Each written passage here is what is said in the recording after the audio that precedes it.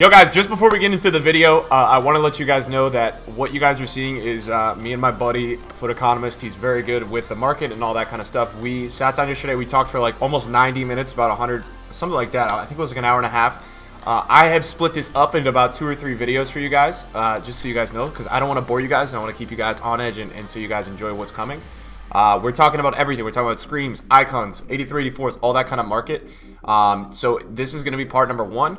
I do want to warn you guys, I don't know what happened, but like around the 20-minute mark to the end, and the content is really good, so I'm going to keep it and we're going to keep it going. It's just, bear in mind, you guys are going to see Jamie's voice like gets really low, and I tried to do a pitch shift on it, but when I did the pitch shift, it just sounds really glitchy. So I'm just going to leave it the way it is. So no, he is not going through puberty in the middle of my video. His voice just gets a little deep around the 20-minute mark and for the rest of the video. So just keep that in mind. We're going to leave it. But just so you guys know, sorry in advance, and I hope you guys enjoy the video. What is going on, everybody? It is your boy, Nicholas from On the Foot Market. And today I'm joined by Jamie, Mr. Foot Economist. How are you doing? I'm doing great, Nick. How are you? Great, guys. We are going to hop on a podcast today. Podcast-y kind of thing, a long video. And what we're going to be discussing with you guys is so many different things in foot. We've got so many different things going on right now. And we don't even know where to start. We've spent the last 30 minutes trying to figure out what we're going to prioritize today or what the hell we're even going to talk about. We put out a Twitter post, so make sure you guys are following both of us on Twitter. Jamie's link will be in the description below, and obviously you guys have my link down there as well. We tweeted out earlier today, and we just said, what are some things you guys want us to talk about today? We're hoping to do this more often. This was a thing in FIFA 18, and it's been highly requested to come back, so we will be doing a lot of podcasts for you guys in the next few months. A lot of things we're going to discuss today. We're going to be discussing new icon SBCs coming out, Xbox versus PlayStation market, and a lot of things like that, what you guys need to do to prepare for Scream. But we're going to just generally start it off this year. Jamie, give me right now, how are you doing with the coinage? What have you been doing to get coins early on? What's been your grind, your motto? What have you been doing so far? Yeah, man. Coins have been flowing this year. I think a lot of people are doing really well in transfer profits. I see you're crushing it already in top 100 as expected. But no, I've been doing well. I just hit over 2 million transfer profit, which is pretty good for me. And what I've been doing mainly is this year I've actually been trading a lot more than I was investing last year. Obviously, beginning of the game kind of stuff, you can invest in all sorts of things. You could literally put your coins in almost anything in the beginning of the game and it rose. But after that sort of beginning of the game thing, and as we're sort of reaching what I think is going to end up being the peak of inflationary kind of stuff, and as we start to level out and we get more replacement goods, if you will, substitute goods, as more like informs and special cards come on the market. Yep. Stuff that I've been messing around with was like I didn't really get into icon trading last year, but I'm starting to test it out this year. Made my first couple flips. UCL trading has been really lucrative. I've actually, believe it or not, I found quite a lot of success with some of like the short-term SBCs. Like literally just like as soon as I drop an SBC, since they're dropping so much content, as soon as I drop it, I have like notifications turned on for 1 p.m. UK, or sorry, 6 p.m. UK, 1 p.m. Yep. Eastern time. And as soon as I drop an SBC, go look at the requirements and buy the requirements before they rise. And it's like, it literally is easy as that, and you can create sniping filters around that as well. So that's the sort of like short-term grind stuff, discard investments for different indices, all kinds of stuff. So it's been good this year. So out of that, what do you think has been the most efficient? Like, something that you've gone on for an hour, whether it's been your phone or your console, like what's been the most efficient, whether it's trading, investing, like what is the tier of players that you've been messing around with and making the biggest margins on? So in terms of like ROI, like return on investment kind of stuff, the easiest thing to do so far, obviously hindsight is 2020, but which is discard investments from good leagues, good nations with relatively high ratings for their price. Like it was just they were coming, they were too cheap for what they were at. It doesn't take much thought to like actually do that. But you just go in and you buy them. The other thing that I thought has been really, really effective this year, and sort of the method that was pioneered and sort of brought to my attention by Flare FIFA, was the silver trading method. So essentially, what that is obviously with all the league SBCs that they've already dropped this year. I think there's 4 now. Yeah. You essentially memorize the prices, and I've got like a big Excel sheet for myself. You memorize the prices of all of the silver cards and what they generally go at, and then anytime they drop a silver promo pack, like they did a couple, I think it was like a week and a half ago now, you literally just go in and you buy anything, and you can just mop up the market, because people undercut like crazy when you get silver promos, because people really don't know and they don't understand what the price is, and they're patient when they're selling the silver cards. So you go and mop up the prices, use the unassigned glitch and wait a couple days and they'll rise again. And you can do that same thing. You don't even need silver promos for that to actually work. So you're talking about like essentially what happens is when people start listing those silver cards and they start undercutting each other, sometimes it just so happens that luck of the draw, so people start really, really heavily undercutting, and you'll see like a deal. It'll be like not just one deal, but it'll be like 3 deals that is just way too cheap for what that player's usually going for, and you can just mop them up and literally wait like 3-4 hours, turn around and sell them for like sometimes double, triple the profit. So that's like a short-term method that, in terms of like rate of return, is probably the 2 best that I've had. Yeah, that sounds like a really good one. I mean, like going short-term, those always have quick rebounds. Like when something goes into packs and it's always necessary for something, you're always seeing, if it's a thing like a League SBC, which has pack rewards and pack players that you get for completing it, it's usually always something that rebounds within the first 6 months of FIFA. That's always something people are doing. I think some interesting things to point out is, like, I think a lot of people watch me on my live stream know I've been trading with a lot of the blues. I had a week last week of the blues where I made like, I don't know, but probably about $1 or $2 million just flipping the blues. And I was trying to tell everyone, like, it's not magic. Like, I just have learned these prices when they go to a certain price at night, or I know when, I would argue this year it's interesting. I think the most peak time of the market is an hour or two before right now, which we're recording right now at about almost 5 o'clock in the U.S. Eastern time zone, so that's about 10 p.m. at UK nighttime. It seems to be like an hour after the general release date, which is 1 p.m. for us, 6 p.m. for England. It seems to be like an hour or two after that. It seems like icons, blues, if there's no crazy SBC that takes coins away, it seems like every single day for me, any special card I buy is always really high at that time. It's nuts. I don't know if it's a thing of everybody building their teams, but it's always been so hard for me to figure out a sell time, and that really feels like this year, if you have cards on a daily, that will be their peak on the day. And we just talked about, we use the general index, which doesn't always reflect everything, but it is pretty high right now. We're looking at 150 points. So another thing that I just wanted to talk about really quickly as we progress into Scream and some of the things that have already happened, but just talking more about things that have been making us coins early on, and things that even the casual person like you guys can just take part of if you guys have the confidence to do so. I mean, really, at the end of the day, it's just confidence and experience, I would say. So yeah. I think what happened was really interesting was I made some pretty big moves. Obviously, you discussed discard informs, and like for me, last year I was so focused sometimes on like doing the crazy buys and doing all the ones to watch trading and all the prime icons that like I just didn't really ever do that, and I knew it was really effective. So I've been buying discard informs with my streams, with the videos every week. I've been sitting down and saying, look, just like you said, like that guy is, going to have a higher chance of going up. Like, I don't know, left mid DePaul, Black Friday, he might be up because last year there was a 78 rated Argentinian player from the MLS that had an inform that went to 35K because of his nationality. So I'm still sitting here with my 9,900 coin DePaul. But I think what was really interesting that I wanted to personally bring up is the idea of sometimes the best investment or trading method is to have coins. And the reason for that, guys, is that recently in the last year or two, FIFA market, because I've been on the market since like FIFA 12. I haven't been studying it in this depth since like the end of 16, 17. But I've never seen the extent of panic that we started having last year and now this year. And it's like there's just so many people trading and investing now that there's just so many windows of making coins off of like almost stupidity. So an example of that, and I just have it up on my screen because I have a whole Team of the Week screen that I use on stream and things like that, so people can look at the discard investments or the inform investments that I'm rocking with. I have a squad of them.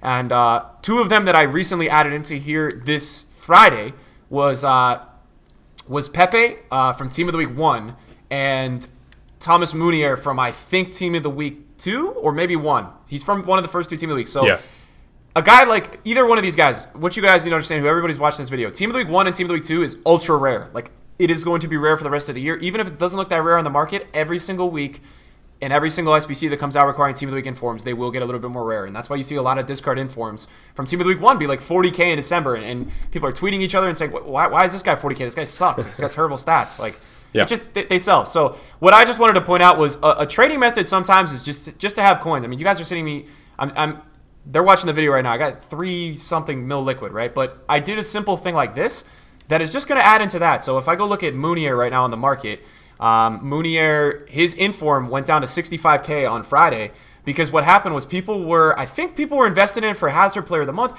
I don't know. All I know is that Munier... Yeah, a lot of people are talking about for him Hazard Player of the Month, which was kind of silly. There's no way they were going to require him, but anyway, no, but he's a very usable player, right? Because he links with Mbappe. He's arguably the best right back in the league on right now, and he's tall. He fits the meta this year. Tall players are really good. He's got high work rates. 6'3" is a freaking right back with 80 pace. It's a great card. A lot of things like.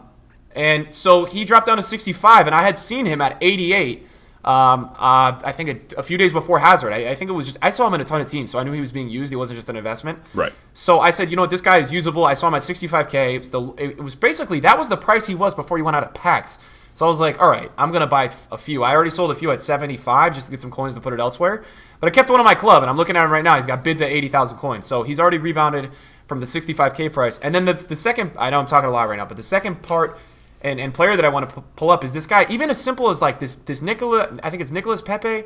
So he's a 70, and you know of him. He's a Team of the League 1 guy. Yeah. Nicolas Pepe. He was a decent looking card, like not a bad starter card. A lot of people might want to throw him in as a player into the team, right? So he is a Lille player, guys. So a Lille player was a past club of Hazard, and that was one time in the history of Player of the Months have we ever seen like an inform from a past club be required and go extinct. There's only been like one time that it's ever had mass extinction of an inform from a past club. It's a very rare requirement. You have past club players and golds, but they never do the extent of, I can't remember exactly who it was, but the whole community is under always this assumption that it's always going to be a Player of the Month requirement. You got to buy into it, and you're going to sell on the hype. So he got up to about 17, 18,000 coins, but I looked at him and I, you know, this was a card I looked at as a discard investment that we always talk about. Either we're going to buy them because they're got a great nationality for SBCs, or they're a usable player that may just grow over time, right? So I looked at him saying 88 pace, 80 shooting, right? That's like not a bad card. If you're an average player on Ultimate Team and you're making a cheap League on team, and a lot of people playing Ultimate Team just want to have a special card in their team that's fast. That's right. The reality of it. So he went up to 18,000 coins, and then on Friday of Hazard, when he was not required, which we all knew was not going to happen, he got down to 11,000 coins, and he got back down to his discard price. So I picked up like two of them. And that's just like my example of, look, guys, this is not the most efficient trading method that I've done this year. Trust me, it is not. But it is something that is just so simple to do. And if you just have coins available throughout the year to take advantage of these people who are just desperately trying to get their coins on players that simply are out of packs forever, then it's just such a good way to make just honestly guaranteed coins. And at this point, I don't even have to. I'm not even going to sell it right now. I'm just going to keep these two in my club, and I'm going to sell them whenever the hell I desperately need coins or want to take some profit, or I don't know. So yeah, no, exactly. I mean, the sort of thing that's interesting about sort of what you said is sort of if you want to like sort of boil that down to like just generally what that all kind of meant was like there's sort of two ways you can look at trading and investing this year, and it's sort of different from maybe not necessarily different totally from last year, but I think it's even more heightened or emphasized this year is that there's sort of two ways you can think about it, and because so many more people are involved in trading and investing this year than previous years, even last year, there are periods where hype. It's almost like hype is the pure market moving factor now, or is probably the main market moving factors. Mm-hmm. It's not necessarily SBCs. It's like the hype around the SBCs and you're talking about like the Patreons and the Discords and the people talking on stream about different players and stuff like that. That's kind of what's moving markets this year, and it did last year to be fair, but it's almost more doing it this year. So there's two ways you can sort of think about it. Like the one is like you can either like know all that and say I don't really have time to monitor the market like super frequently, so what I'm going to do is I'm just going to do everything earlier than everybody else. Right, like that's sort of the take that you can take. So like if you knew that Scream SBCs, obviously we have October rolling up, and it turns October, and it's you're done your weekend league, your first weekend league, you go okay, and I've got a bunch of coins because there's sold my team. Scream is 2 weeks away. I'm going to invest before everyone else even thinks about investing. Like you can get like way ahead of everyone, or you can sort of do what Nick is doing and what like guys like myself are doing is where you want to keep a little bit liquid or like a decent amount liquid all the time, so you can take advantage of these panics when stuff doesn't pan out the way that the masses of people are thinking it's going to pan out. And you can basically get in something like Nick was describing, like that Pepe investment, because long term he's going to rise. And you have to think about like what are the circumstances when people are going to list up cards or list up investments that they like sort of didn't know they weren't going to be able to hold on to for a long time, right? Like heading, for example, like a perfect example would have been like if we had the Player of the Month that had been delayed for the international break, I bet you like all my club value that we would have seen a bunch of people panic sell their investments because they weren't going to be able to hold on to their these massive amounts of investments and this just coin sink of investments because they needed to make their team for weekend league, right? Like as soon as you saw that SBC drop, you saw price prices of all those investments, they basically got mass listed on the market. People took their coins and turned around, and you saw the prices of all the expensive meta players, mid-tier, upper-tier icons, etc. They went up again because people cashed out on their investments, and then they they went and bought their team. So you can literally track these movements of people getting in and out of their investments, in and out of their teams, and you just need to be sort of one thing you can do is just sort of be liquid and prepared for these events where people have to liquidate or panicking, right? And that's a way that you can take advantage of it if you don't want to if you want a higher rate of return than the other method, which is just getting way out in front of it. Yeah, no, I completely agree. So I think what we could use that to go into is maybe we could talk general. What would you like to go in the direction of? Would you like to talk about Scream first? Would you like to talk about icons that dropped today, or would you want to start talking about differences between consoles? What do you think is the best direction to start with? We can start with icons since that dropped today. Okay, so icons, boys, if you did not know already, I have not even gone into the SBC section. So let's see what it looks like. So you have Prime Icon set number 1, 30 days available. It's going to be a player pick kind of thing. You're going to choose between the Hat, Prime Hierro, Gattuso, Overmars, and JJ Okocha. So right away, I look at it and say, all right, there's no icons here that are over 1 million. And really, the only meta icon for me is Hierro out of all of these. Mm-hmm. Like ultra meta, and that's not to disrespect anybody's favorite icons, but they're all good. Icons are icons, but the one that I think a lot of guys really like. So you have a lot of SBCs here. You have 11 bronze rare players. So I would actually say you might be worth checking your clubs, boys, if bronze rares are actually selling. I have not even done that, so I will do that really quickly. If you have rare bronze cards or rare silver cards, now is actually a pretty good time to sell. Although the rare silver cards, it's price dependent, right? Like if they're pinched for Elite SBC, now it's not necessarily the best time. No, I think Nick 28T is over the moon right now. Because yeah, bronze. I'm actually looking right now, dude, and they're all over a K, all the rares. Yeah. Like all of them. Yep. Which is crazy. Because you do need 75 chemistry. So actually, I'm looking at ones that were Spanish and Italian. So the ones with the good nationalities, I think, are up. Yep. Let's see what else. You have a silver one again. So you just talked about the silvers. So 11 silver players. So that's interesting as well. I'm just kind of scrolling through all these as we go and looking at what's up, what's not up. So you have that going on. You do not need. You need rare players for that one, and then you have a gold one. So 3. There you go. Team of the. I assume discard informs are up. Marginally. The higher rated, the better. Yeah, the higher rated, the better. 3 Team of the Week players there. Then you do need 1 icon, then an 84 rated with 1 Team of the Week. So again, this is the beauty of having Team of the Week informs, and this is what I always talk about with this stuff.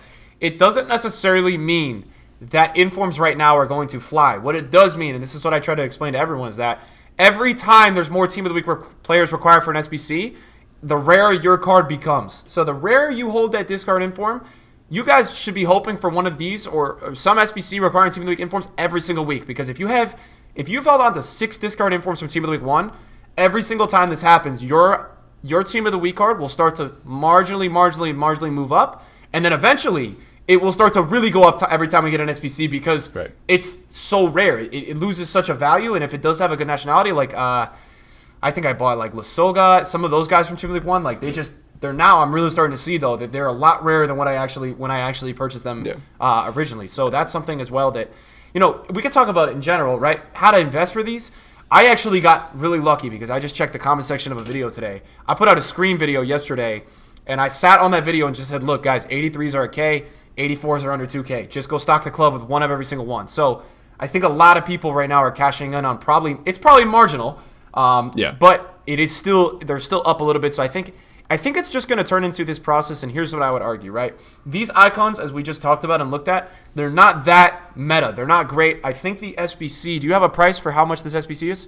Yeah, so I did a break on it. I don't know if you're going to show it on the screen, but... Perfect, I can pull it up. The on Xbox, it's going to run you about 793K. On PS, it's going to run you about 807K. You can take out the pack rewards, probably going to get you around 70K on sort of just the average selling value of the pack rewards. So you're really looking at anywhere between 720 and 740K rather, across both consoles in terms of the cost. drops, which really it's just really not worth it at all. So that's another thing that's playing into this kind of stuff. The reason that some of these guys are not rising as much as you would maybe have seen last year is because it's just simply not worth it. So not many people are doing it. Obviously, the big thing that's moved because of this are the discard icons, right? They've gone up from, what was it, 220, 230K, and they're going up now, pushing against their price maxes of 390K. You're trying to get snipes right now. Another thing that's sort of interesting happened as a result of this is people are panic listing a lot of their tradable prime icons, which to me is like it doesn't really make sense unless like in terms. Yeah, I'll show you guys the transfer list right now. I have I didn't clear some of my sales, so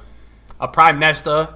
I have just to show everybody watching. Like this is all guys from the last 2 hours. This is a prime Nesta that I bought at like 590. This guy's never been below 710. I've already sold this for 660. There was a Trezeguet. I bought this Trezeguet prime at 1.03 fresh. He was 1.2 this weekend. I've already flipped him 1.16. So they're already rebounding back up.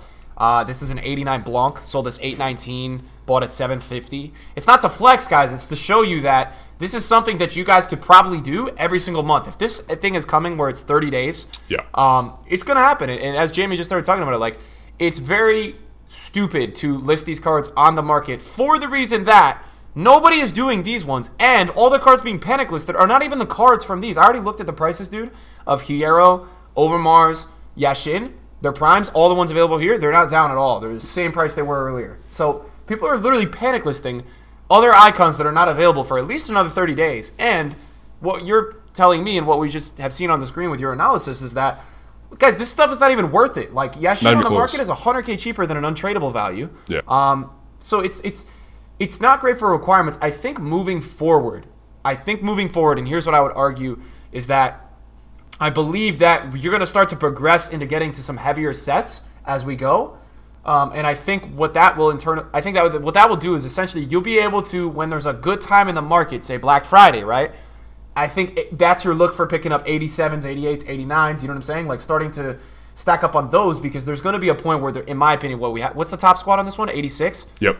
So they're going to do that 88. It'll come back. Like we know that. We're very familiar with that. That will come back for the player pick of R9, Henri, one of those. So that's another thing I would look at in terms of how to make coins on this later on. That's probably one way you could go about it, is how I look at it. Yeah.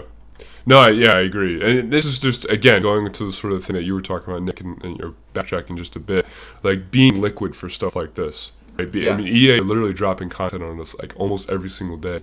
And it's like big content, market moving content. So if you can be liquid again for like an event like this, then you can go on and get some of the deals that Nick was just showing you guys, where people are sort of rationally, and you guys can know it. Like, why? What about a icon SBC that really isn't worth it? That isn't anymore. Like, it's not like it'd be one thing if these icon SBCs were very, very cheap and you could get it done for sub 500K, and obviously you have like the turn-in value of 390K of those icons, and that'd be one thing, right? And you're looking at, oh shit, like that means that's going to put downward pressure on the prices of these prime icons, right? But it's not like that. These are very expensive requirements even still. Yes, they might get a little bit cheaper when we get, like on Thursday, when we have weekend league rewards and division rivals rewards, you could probably get a lot of these requirements for a lot cheaper, but it's not like the sort of the water level for the market is going to move the price of these prime icons. So you can think sort of rationally, say, hey, people are acting irrationally here. They're listing their prime icons, and that's why being liquid during a time like this is so useful.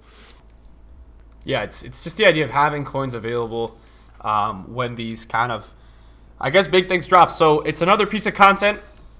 The content has been phenomenal this year. We got to give that to EA. It has been so good. It's like every single day we're now expecting to come on to Foot Happy. And honestly, I think Saturday was one day where we didn't have content or something. I can't remember the day. We've still got Foot Swap going on, which last year would have seemed like a holy grail. This year it's just something going on. But also, quick thing on the Foot Swap thing, if you guys are looking to turn in some of your players, if you are looking to do the Hazard Player of the Month, which I honestly wouldn't recommend doing, but if you're a Chelsea fan, you really love Hazard, you want that that Player of the Month card, get the Mounier. You save you about 8K for 3 Foot Swap items. Oh, really? Yeah, quick tip. Oh, okay. I got it. Yeah. Or sorry, the Yanazai, not the Munier. What am I talking about? Yeah, get the Yanazai, Yanazai for three. How many have you done? Have you done foot swap things? I've only done like 2. No, I've just gotten the ones that I've accidentally completed by doing the weekly objectives. I Okay, haven't really. yeah, that's the same thing. I kinda just SBCs, claimed them. the SBCs are not worth it if you're just looking at raw discard value. The SBCs, which are coming in like 2 or 3K, if you add them together and aggregate, are not worth it in terms of like what you can turn in value of an 84 rated Belgium, for example. The cost, if you just did it purely from SBCs, the one that they dropped, is going to run you about 9K to actually get that Yanazai, and the Yanazai is only really worth 8K, or basically 8 to 9K in the hazard play balance. So the ones that you want to do are just from gameplay. So like, yeah, but it's got a cool card design, right? He does have a cool card design. So anyways, while I was just pulling up the Yanazai and SBCs tab, let's briefly talk about Flashback SBCs. Just while we're on the topic of SBCs and new content. So we got this Flashback wand front. It's 19 hours left. An 85 and 84 rated squad. This was reminding me that I'm feeling like we're getting a Flashback player like maybe every Friday, every other Friday. I liked that it says 3 days remaining when it came out, because that told me that just there should be a ton of them. You know what I'm saying? Like, yeah. I think if it was available where now we look at icons and it's 30 days, all right, it's like, all right, relax. Like, we're not expecting icons for another 30 days, right. You know? So I think that for me, the 3 days when I saw it, that made me actually that should make you feel good as an investor and as a gameplay player, because first of all, it means you're going to get more players, but I think as an investor too, there's only 3 days to do it. So it's going to go high. Right. You know, the investments will, whereas Hazard, sometimes like people stuff can't went high on Friday. It. Yeah, but you have time to go do it, and it's not like a big rush. Like with a thing like OneFront, like you have to pay this amount for 3 days or else you're not doing it. Where it's going. Exactly.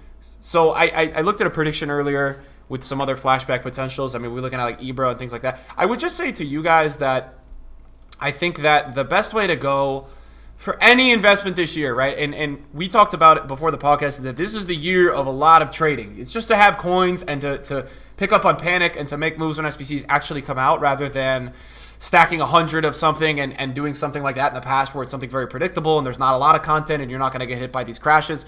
It seems like this is the year of a promo every week and there might be a crash every other week.